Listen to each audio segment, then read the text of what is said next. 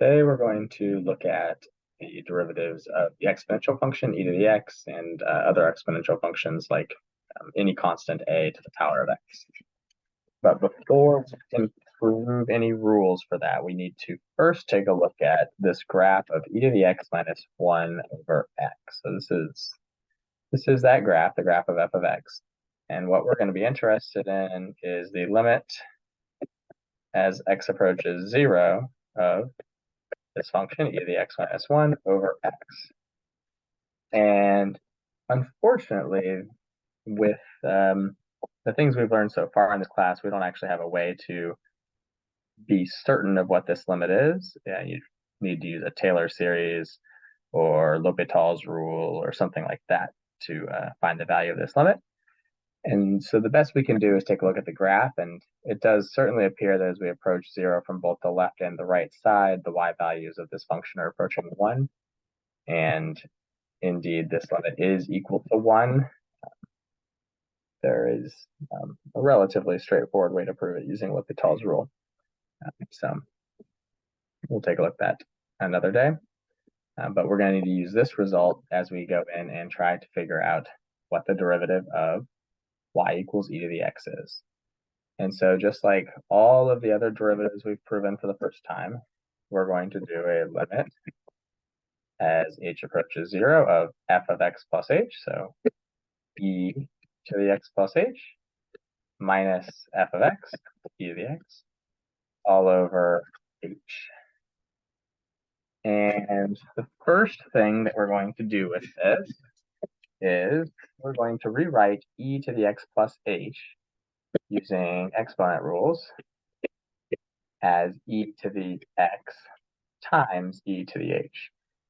Remember, if you have same bases and they're being multiplied together, you add the exponent. So e to the x plus h could be written as e to the x times e to the h. And that's all we're going to do in the first step. But then we'll notice that both of the terms in the numerator have e to the x in them. So we will factor out an e to the x from that numerator, leaving us with e to the h minus 1 in the numerator.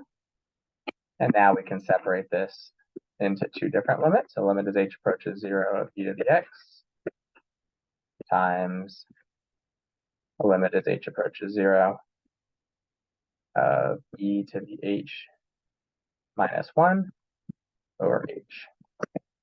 And as h goes to 0, e to the x is just e to the x. And as we just saw on the graph on the previous page, the limit as h approaches 0 of e to the h minus 1 over h should be equal to 1. E to the x times 1 is e to the x. And so, interestingly enough, the derivative of e to the x power is itself. It's e to the x. The only other function that has this quality is y equals 0. Its derivative is also 0. So we're going to use this result that the derivative of e to the x is e to the x and expand it using the chain rule, saying that the derivative with respect to x of e to the u, e to some function, is just e to that function, e to the u, times the derivative of u with respect to x. So in this first problem, we're looking at y equals e to the power of u with u equal to x cubed plus 5x. The chain rule says to multiply these two things together. E to the u is e to the x cubed plus 5x. And we'll multiply that by the derivative of u using the power rule. That's just 3x squared plus 5. For the second problem, we'll use the exact same method. Y is equal to e to the u with u equal to x squared plus sine x. So our derivative, dy dx for this function, is e to the u, e to the x squared plus sine x, times the derivative of x squared plus sine x, which is 2x plus cosine x.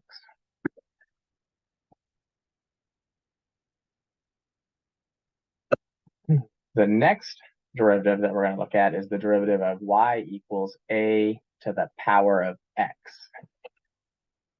So in order to find the rule for the derivative of any constant to the power of x, any positive non-zero constant, we first need to utilize a little trick, which is that we know that anything can be raised as a power of e as long as you put it inside of a natural log. So y equals a to the x is the same as y equals e to the natural log of a to the x. Right? We've always learned that e to the ln x is just equal to x. So e to the ln of anything is just that thing, and thus e to the ln of a to the x is just a to the x. Now we can use the same rule that we just learned with y equal to e to the u, where u is the natural log of a to the x. Now this seems like a little bit of a problem because we don't, first of all, know how to find the derivative of a natural log yet. And second of all, even if we did, we'd have to use the chain rule and take the derivative of a to the x within that. So we have to use a log rule, which says that the log of a to the b is equal to b, the exponent, times the log of a. So natural log of a to the x is the same as x times the natural log of a. So our derivative for a to the x now becomes e to the u, which is e to the natural log of a to the x. And then we'll multiply that by the derivative of x times the natural log of a. Well, this is just the natural log of a. So if we then convert this into the original form that we had it in, e to the natural log of a to the x turns into a to the x, and the natural log of a is just the natural log of a. Remember, the derivative of x times the natural log of a is just natural log of a because that's a constant, and it's a constant times x. So just like taking a derivative of 5x would give you 5, taking a derivative of x times the natural log of a, constant, is just the natural log of a, that constant. So we now have the rule for the derivative of a to the x, where the derivative is a to the x times the natural log of a. We should again be able to expand this rule for use for a to the u, where u is any function. So using the chain rule, the derivative of a to the u should be a to the u times the natural log of a times the derivative of u with respect to x.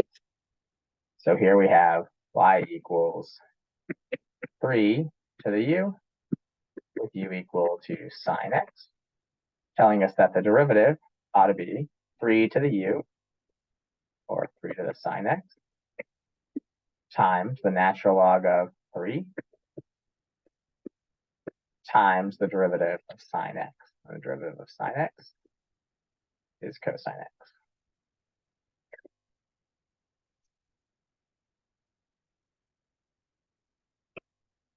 And the last one we're going to do today is to find the derivative of 7 to the x squared cosine 5x.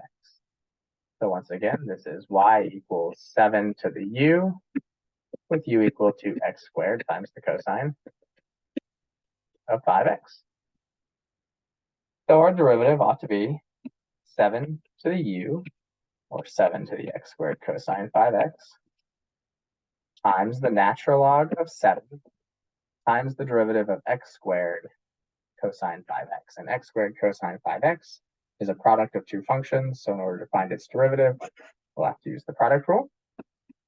The first function, x squared, times the derivative of the second function, which hopefully by now we've gotten pretty good at doing these simple chain rule derivatives. Derivative of cosine of 5x is negative 5 sine of 5x. And then we'll add to that the cosine of 5x times the derivative of x squared. Derivative of x squared is 2x. So 2x cosine 5x. And if you want, you can rewrite this as 7 to the x squared cosine 5x times the natural log of 7. And you can either factor out an x or not factor out an x. It doesn't really matter. I'm going to call this 2x cosine 5x minus 5x squared sine 5x. And that is how we are able to find the derivatives of exponential functions.